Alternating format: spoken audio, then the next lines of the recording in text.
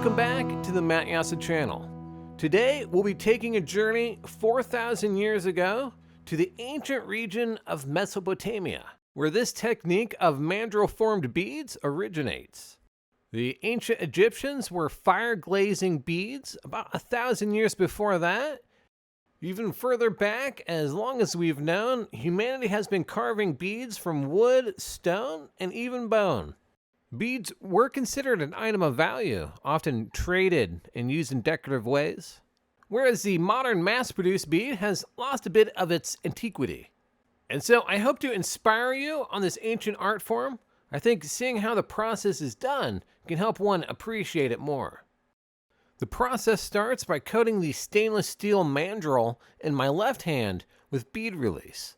This special compound is strong enough to take some heat while you work on your bead, but weak enough to crumble away when you need it to release later.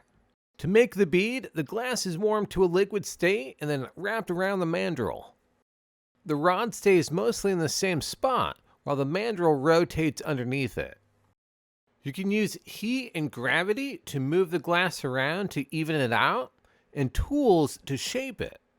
There's various colors you can use and an endless amount of techniques to make a more intricate bead.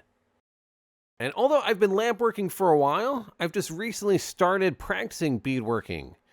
After some practice, I decided on this design of 2 separate beads connected with a few swipes of glass, which is soft glass here. I normally work with borosilicate, so I have to keep reminding myself to work a little bit colder, a little bit further out in the flame.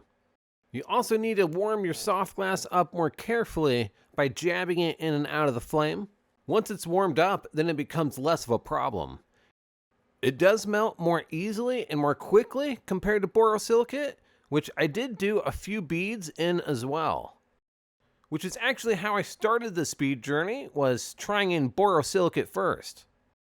Now, I like to jump in without much instruction, as I'm good at learning from my mistakes. It gives me a lot of good questions to ask and directions to research. So I had to figure out why the glass wasn't sticking, and it turns out the mandrel does need a good preheat. Maybe even more so for boro. I know I was having quite a hard time with it.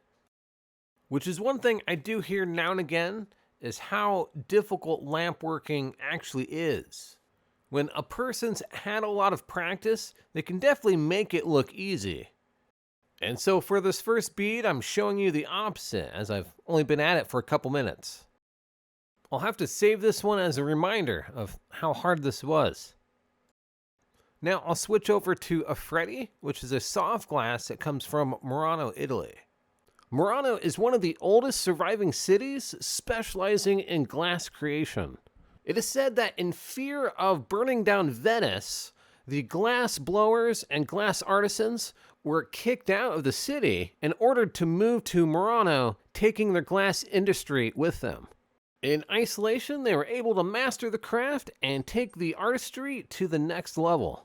Not only did they develop their own techniques and new glass recipes, they did quite a bit of beadworking as well for trade with the other countries. And so for me as a crafter, it is something special to have glass from the city and to be using it on such an ancient technique. In fact, lampworking itself has strong roots in Murano as well. They used actual oil lamps to melt the glass, which is where the name lampworking comes from. I'm assuming it was used alongside a furnace to add or change small details in a larger work. Now these new age torches can do quite a bit on their own on compressed gas. They're a bit of a Swiss Army knife. From little beads to big vessels, even complex lab equipment. But now, mandrel coating shouldn't be too complex. We want to shake our bead release, make sure it's very finely mixed. And depending on the consistency, you might need to add water or let it dry out a little. A bit like making pancakes. You can double dip once it's dry if you want a larger hole, or if you're having trouble with it releasing from the bead.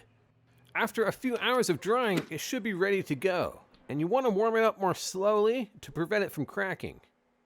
And so I'm back on borosilicate here, and you can see I got it to stick this time I'm going to wrap some colors around the same bead and then add some white dots. And although you can mix different colors together, you can't mix the hard and soft glass. The difference is the COE, the coefficient of thermal expansion. The soft glass wants to expand about 3 times more in volume compared to the borosilicate during temperature change, which is why we have to cool the glass slowly. If the outer layers start to rapidly cool, they'll contract and crush the inner layers, which are still in that thermally expanded state. If it doesn't crush or crack, then physical stress will form because of the tension, which can then explode later. And that's where the annealing process comes in. It helps hold the glass at a specific temperature to help melt that stress away. Besides the type of glass, the size of your work can play a role in thermal stress. So with boro being a 33 COE, I'm much less worried about a bead of this size cooling off than I would with soft glass. Now I'll switch over to soft glass again and do the same technique of layering up different colors. I can tell the soft glass does work more quickly, melts in more easily. I think for beads, especially mandrel work, I am starting to prefer it. But for other work, hollow and sculptural, I'm still leaning towards boro. I've done a little bit of both in some YouTube shorts recently.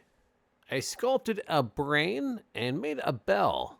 I'm planning to do a full-length video demonstration for the bell, maybe incorporate some different color techniques into it, but after I'm done having fun with glass beads. Now, as we're reaching this large size, I wouldn't want it to cool all the way back down to room temperature. And so it'd be good to reheat it if I was to pause or to move over to a new bead. But the ones behind it seem like they've already cooled down and survived. And so if I were to go back to those, I would have to warm them up at the very edge of the flame. If I were to just bring it straight into the center, it would most likely explode. I'll put the beads in the kiln at 960 Fahrenheit. And if you don't have a kiln, you can still slow down the cooling process. You can put the beads between 2 pieces of fiberglass blanket, or maybe in a bowl of practice beads. That could be a little safer than the fiberglass, as you don't want to inhale those fibers. You can see I'm twisting the bead back and forth quite a bit to break it free. I had a little more trouble melting together the boro compared to the soft glass. And so I'll continue with the blue beads until I can make a full necklace. This is only the start of my bead journey. I've ordered some more colors to experiment with, so I'm excited to see where things go. You can start your own lamp working journey as well. The first step would be safety, making sure you have a fireproof workstation, the right glasses, and ventilation for your flame. Then with the right motivation and practice, there's no telling how far you can go. You might run into some challenges like getting the beads off the mandrel, which I had some trouble here with these. I've read you can try some different things, such as freezing them, soaking them in different solutions to dissolve the bead release. Ultimately, it might come down to applying some mechanical advantage, like pliers. Wrap the bead in some kind of cloth or something to protect it, and then not apply so much force that you crush the glass, but enough to get a good grip so you can twist it back and forth. Then after cleaning out the bead release, choosing your necklace material, cord or chain, adding some fixtures, putting it all together, you've got a beautiful bead necklace you've made yourself. That's something to be proud of. Thank you for joining me on this awesome journey of glass as we keep this ancient art form alive from the past. Who knows where we've headed, where we're heading, and where we go? Our actions like glass, going with the flow. A steady hand keeps a mandrel alive, where through the artist's will, creativity thrives.